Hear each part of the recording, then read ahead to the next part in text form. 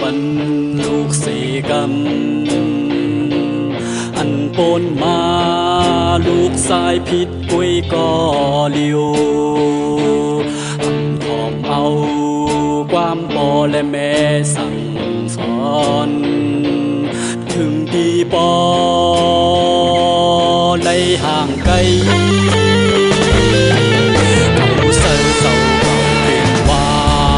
ซ้อมตังเขาหูเขาทันคือตันเสเลออกมาอาสาไปยังตั้งหูไปเต็มตูปีไปแข็งแห้งซ้ำเคยมินออกไปแต่หมเงาที่เป็นซึ่งอำบงหันถึงสับตาขึ้นปองใส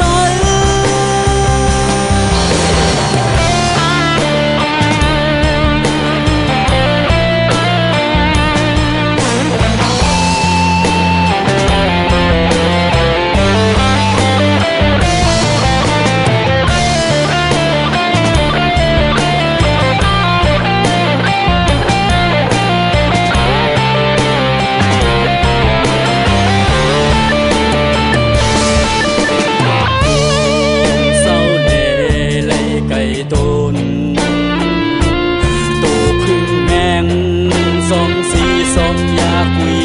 กินอ่อนเมินห้องพ่อและแม่อยู่สังทันผู้วันน้องหยาบใสเอาใส่เศร้าเป็นว่าเหตุซ้อมต่างเคยหูเคยอันคือตันเสเลออกมา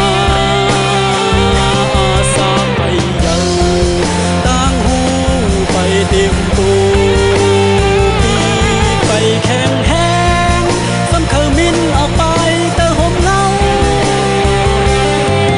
ที่เป็นซึ่งอำบนหันถึงผู้โชคโตหันสับตาขึ้นปองใส